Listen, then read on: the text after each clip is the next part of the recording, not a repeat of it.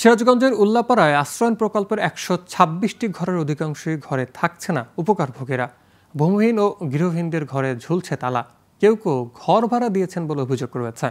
প্রকৃত ভূমিহীন বাছাই করতে না পারা, স্বজনপ্রীতি ও আর্থিক অনিয়মের কারণেই এই অবস্থার সৃষ্টি হয়েছে বলে জানিয়েছে স্থানীয়রা। তবে বিষয়টি খতিয়ে দেখে ব্যবস্থা নেওয়ার আশ্বাস দিয়েছে কর্তৃপক্ষ। সিরাজগঞ্জের উল্লাপাড়া থেকে ময়নুল হোসেনের তথ্য চিত্রায় ডেস্ক রিপোর্ট। ২০২১-২২ অর্থবছরে আশ্রয়ণ প্রকল্প ২ এর আওতায় সিরাজগঞ্জের উল্লাপাড়ায় পৌর শহরে করতোয়া নদের পাশে এনায়েতপুরে ১২৬টি ঘর নির্মাণ করা হয়। নাম দেওয়া হয় সোনার বাংলা আশ্রয়ণ প্রকল্প। প্রকল্পে ভূমিহীন ও গৃহহীন পরিবারকে দেওয়া ১২৬টি ঘরের অধিকাংশ ফাঁকা পড়ে আছে। প্রকল্পের ঘরগুলোতে বসবাসকারীদের অভিযোগ, ঘর তালাবন্ধ করে লোকজন চলে গেছে। বেশিরভাগ ঘরই এখন ফাঁকা।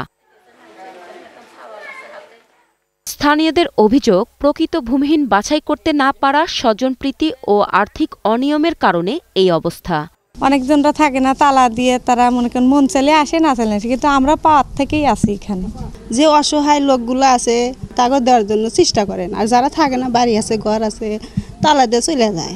আশ্রয়ণ প্রকল্পের ঘর অনেকে বিক্রি করে দিয়েছে, আবার নিজের ঘরবাড়ি থাকা সত্ত্বেও কেউ কেউ প্রকল্পের ঘর নিয়েছে বলে অভিযোগ আশ্রয়ণ প্রকল্পের বাসিন্দাদের।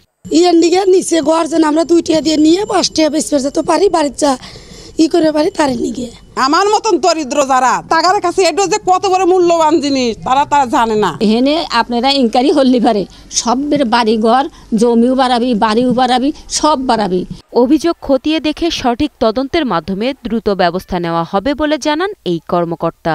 যে কোনটা কোনটা আমাদের আসলে পার্মানেন্টলি খালি থাকছে, কারণ কিছু আছে যারা ঢাকায় চাকরি করে বলে এখানে থাকে না, এরা আসে মাঝে মাঝে। তো একেবারেই যেগুলি থাকে না ওগুলির ক্ষেত্রে আমরা আসলে ব্যবস্থা গ্রহণ করবো, আমরা মনিটরিং এ রেখেছি। তবে শুধু আশ্বাস নয়, প্রকৃত ভূমিহীনদের শনাক্ত করে আশ্রয়ণ প্রকল্পের ঘরগুলো বিতরণের দাবি স্থানীয়দের। Global television news desk.